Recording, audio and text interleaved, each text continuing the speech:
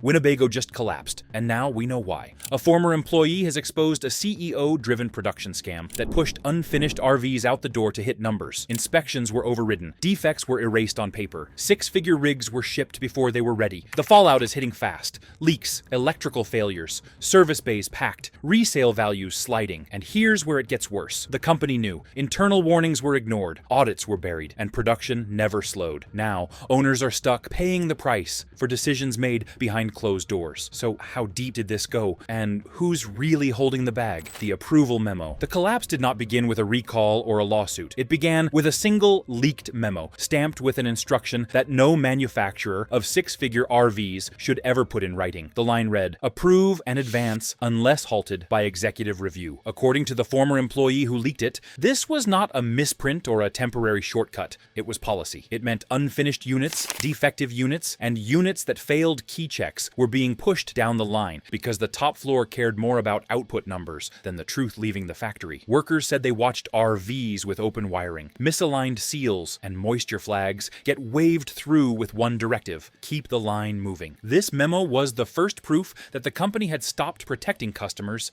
and started protecting production totals. And once that single instruction was exposed, everything that followed began to make sense. Hidden failures, early breakdowns, backlogged service centers. The evidence didn't appear out of nowhere. It was built into the system. The memo wasn't the whole scam. It was only the doorway. And the moment investigators stepped through it, the trail led straight to the person who ordered the numbers to rise at any cost. The CEO mandate. That forced, rushed builds through the line. According to internal documents and shift-level reports, the real engine behind the collapse was something insiders called the throughput mandate. This directive came from the very top of Winnebago leadership. The order was simple. Every cycle must show higher output than the last. Regardless of whether the units were actually ready, technicians did not decide what moved and what stopped. Executives did. Workers reported the moment they felt the change. Quality checks were no longer checkpoints. They were obstacles. Defect tags that once triggered immediate correction suddenly vanished before the next shift. Supervisors whispered, "Push it through," because stopping the line meant triggering a conversation nobody wanted with upper management. This mandate twisted the entire production rhythm. Instead of asking, "Is it built correctly?" the question became, "Is it counted yet?" That shift created the perfect conditions for hidden defects to accumulate inside units that would later be sold as premium, ready-to-roll R-Vees. The mandate inflated the appearance of success while burying the cost of failure under the surface. But speed was only one part of the scam. To hit the CEO's numbers, the company still needed to cut something else. And what they cut was the material quality itself. If you want breakdowns built on proof instead of corporate spin, take a second to like and subscribe so you never miss updates like this. Share your thoughts below, because real experiences help expose patterns the manufacturers hope stay hidden. The secret supplier swap that guaranteed early failures. Workers noticed it before any paperwork confirmed it. Crates arriving at the plant felt different. Wiring was lighter. Subfloor panels flexed under a single hand. Adhesives spread unevenly and peeled when pulled. Sealant that once bonded tightly began separating under minimal pressure. Nothing matched the specifications they had used for years. Procurement logs later revealed a quiet supplier shift that replaced long-trusted components with lower-cost substitutes. No announcement, engineering briefing, or testing period. The change happened in the same window when output expectations spiked under the CEO's mandate. These replacements weren't minor. They touched the core of structural reliability. Thin wiring overheats. Cheap seals fail under rain pressure. Weak adhesives cause cabinets,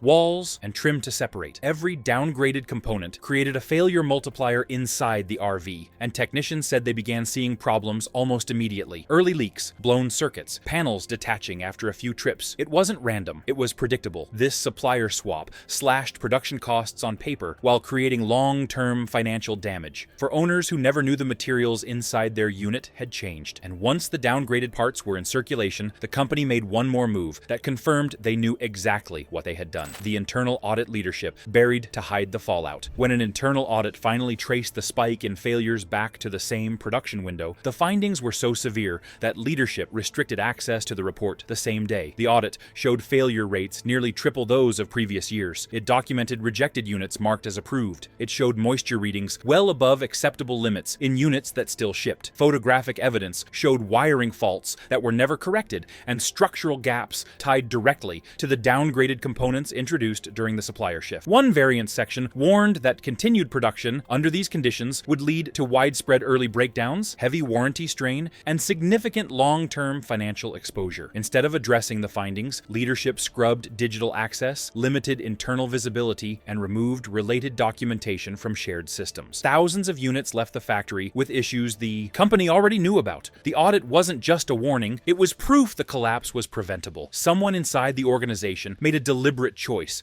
to keep production moving and keep investors calm, even if it meant pushing defective units onto customers who trusted the brand. And the moment they buried the audit, the collapse moved beyond the factory and into the real world, where owners would soon face the consequences of those decisions. Early failures arrive fast and hit wallets immediately. The first signs of trouble appeared far earlier than anyone expected. Within weeks of delivery, service centers began logging leaks around roof seams and window frames. Sometimes, after only a handful of trips, moisture readings showed elevated levels in subfloor panels that should have remained dry for years. Technicians shared photos dated from those early visits, showing soft flooring, bubbling wall material, and water trails forming behind cabinets. Electrical problems followed close behind. Lighting circuits shorted without warning. Control panels flickered under normal operation. Harnesses showed heat stress long before they should. These failures were not isolated. They clustered around the exact production window, tied to the shortcuts and material downgrades documented earlier. Every one of these early issues carried a financial impact. Owners often had to address urgent problems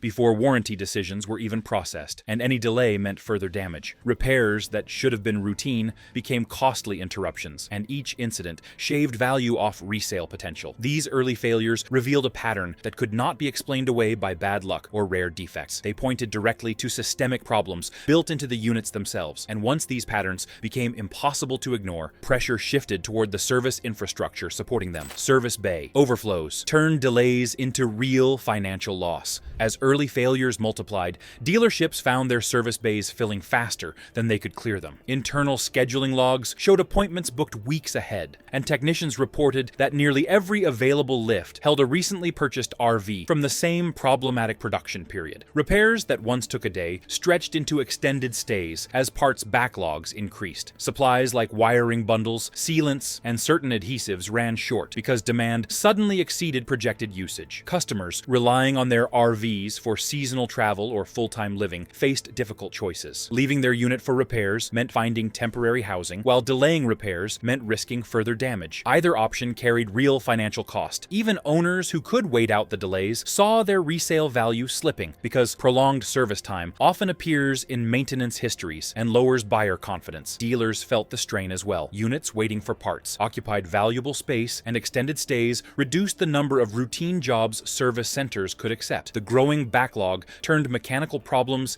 into economic ones, spreading financial pressure across customers and dealers alike. This mounting congestion exposed another flaw, one tied not to service capacity, but to the systems handling repair approvals. Warranty gridlock forces owners to pay first and chase reimbursement later. Warranty departments soon became overwhelmed by the surge in claims. Approvals that once took a few days stretched into weeks, and some cases remained pending for over a month. Documentation requests repeated unnecessarily as systems overloaded. Owners needing urgent repairs faced a difficult reality. A roof leak cannot wait, and an electrical fault poses immediate safety risks. Many decided to pay out of pocket simply to keep damage from spreading, hoping reimbursement would follow. But even reimbursement timelines slowed, creating cash flow strain for anyone caught in the process. Warranty timestamps from internal lines showed delays increasing steadily as more claims entered the system. Some owners reported submitting the same photos and repair notes multiple times without movement. These delays carried hidden consequences. The longer an issue remained unresolved on record, the more it undermined resale readiness. Prospective buyers often avoid units with open claims or extended repair histories, and dealers factor those uncertainties into trade-in offers. Warranty gridlock did not just inconvenience owners, it directly reduced unit value and increased the likelihood of negative equity. As these problems intensified, the financial signals became strong enough that outside observers could no longer overlook what was happening, and that attention quickly shifted the market's outlook. Analysts noticed the patterns and freeze market confidence. When analysts began reviewing warranty expenses, failure clusters, and repair patterns, their assessments changed almost immediately. Forecast reports noted failure rates well above historical norms and warned that warranty liabilities were trending sharply upward. Some analysts downgraded their projections after examining examining repair cost modeling that showed elevated long-term exposure. These adjustments did not stay buried in technical notes. Investors saw the revisions and began pricing in the risk. Confidence softened, and that shift rippled through the entire resale ecosystem. When confidence drops, used values follow. Dealers rely on projected stability to guide trade-in offers and retail pricing. Once those projections weakened,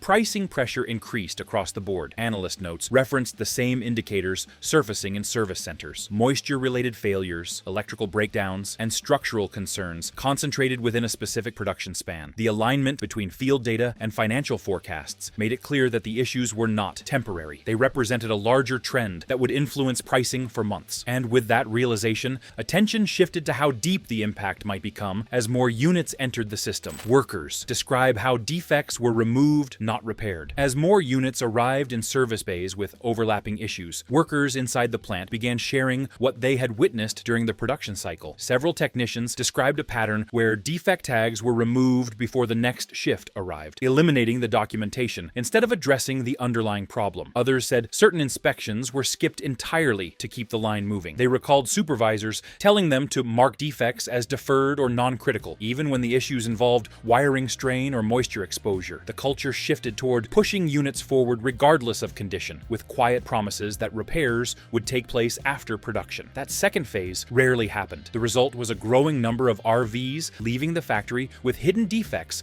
embedded at the structural level. These problems do not remain small. They compound, especially once real road stress begins. Each defect that survives the line becomes a predictable depreciation factor. When many defects occur in the same production window, the entire batch becomes financially weaker on the resale market. Owners face higher repair costs and lower offers because hidden problems reduce long-term reliability expectations. This worker testimony clarified rather than occasional, and the next set of accounts showed exactly where the deepest structural risks emerged. Engineering tests reveal frame flex issues that cannot be corrected later. Engineering teams conducted routine torsion and rigidity tests on early prototypes, and the results showed a pattern that should have triggered when frames were subjected to twisting forces that mimic highway conditions. Stress readings exceeded acceptable limits. Weld points at several joints displayed early cracking, and certain support members flexed more than expected. These issues suggested that the underlying structure lacked the resilience required for long-term use, especially in heavier floor plans. Test logs captured the variance with clear numbers, and engineers submitted formal proposals recommending reinforcement. Those proposals stalled because added material would increase cost and slow production. The structural weaknesses, therefore, carried forward into full-scale manufacturing. Unlike surface defects, frame flex cannot be corrected once an R-V is built. Reinforcing after assembly requires significant labor and does not restore original strength. These flaws reduce towing stability, shorten lifespan, and impose long-term safety considerations. They also create steep resale penalties. Buyers who research maintenance histories or inspect undercarriage welds often walk away from units showing stress signs. Dealers know this and lower offers accordingly, and the data that followed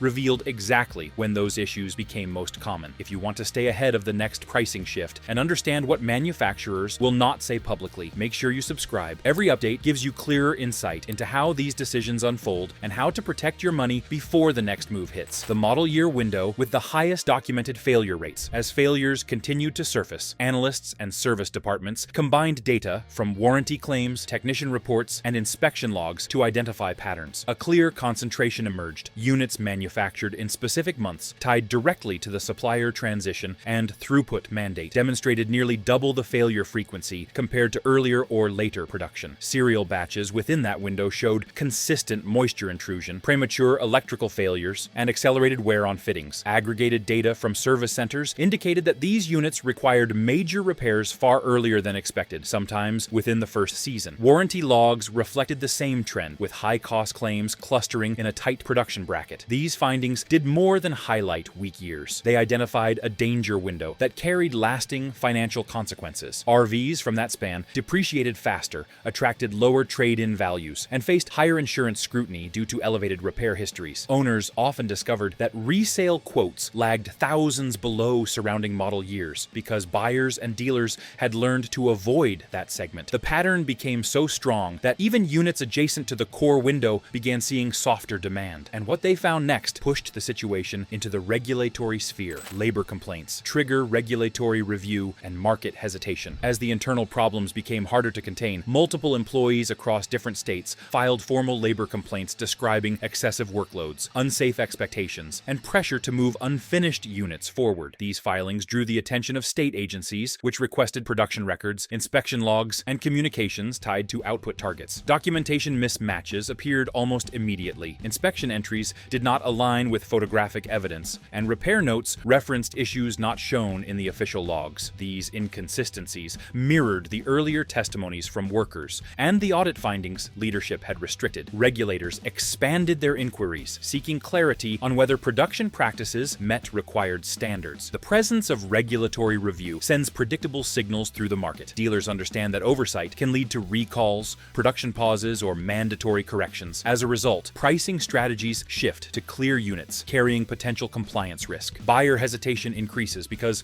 uncertainty always affects perceived value, and even well-built R-Vees become harder to move when associated with an active investigation. And the next phase of the story unfolded on dealer lots, auction floors, and resale listings across the country. Oversupply builds and dealers quietly cut prices. As warranty issues grew and service backlogs expanded, dealer lots across the country began showing a different kind of pressure. Inventory counts climbed past normal levels, and R-Vees that once sold within a few weeks started sitting through multiple cycles. Lot age indicators from retail logs showed units passing the 60-day mark more frequently, pushing dealers into floor plan costs they could not ignore. When interest charges accumulate, managers begin adjusting prices quietly. Many reductions happened midweek, not during large promotional events, because the goal was to move product without attracting attention to the reason behind the cuts. A model once listed at $140,000 might drop to $115,000 after fewer than 30 days. These adjustments created immediate equity loss for earlier buyers, especially those who purchased within the inflated months tied to the production issues. Once pricing trends move downward, they seldom reverse quickly, and that created the first opening for sharper market shifts. And the clearest signal came from the next stage of the market, where numbers are not negotiated but discovered. Auction floors reveal the true bottom before dealers admit it. Auction results began shifting before most retail buyers noticed anything was wrong. Returned units, trade-ins, and lease buybacks entered auction lanes in growing clusters, many carrying notes that referenced early repairs or extended service stays. When bidding opened, hammer prices fell sharply compared to previous resale averages. An R-V that might have brought close to $100,000 in a stable year sold for closer to $60,000 or even less. Multi-state records confirmed this pattern. Texas, Indiana, and Florida all showed similar declines, suggesting a broad correction rather than localized weakness. Auctions act as the financial truth of the market because prices reflect real demand without dealer markup or negotiation strategies. When auction values slide, retail pricing must eventually follow. These numbers told a story that dealer lots had not yet admitted. The market bottom was forming beneath the visible retail prices. Dealers watching these results knew adjustments were coming, and some began shifting inventory quietly to minimize losses. And once those values filtered into the consumer market, resale performance changed dramatically. Depreciation accelerates as confidence falls and trade-in quotes shrink. As auction prices continued to drop, depreciation curves steepened across the affected model years. Valuation guides updated their estimates, and the revisions were far from subtle. Models that once held steady value for 3 or 4 years began losing comparable amounts within 1 or 2. Dealers adjusted trade-in quotes accordingly, offering thousands less than owners expected because future resale projections had turned uncertain. Negative equity became common for buyers who financed during peak pricing periods, especially those tied to the problem production windows. When loan balances exceed market value, options narrow. Selling becomes expensive, trading in becomes difficult, and refinancing rarely solves the gap. Resale activity slowed as more prospective buyers hesitated, concerned about long-term reliability and repair histories. Even well-maintained R-Vees from adjacent production years saw weaker demand because the market tends to generalize risk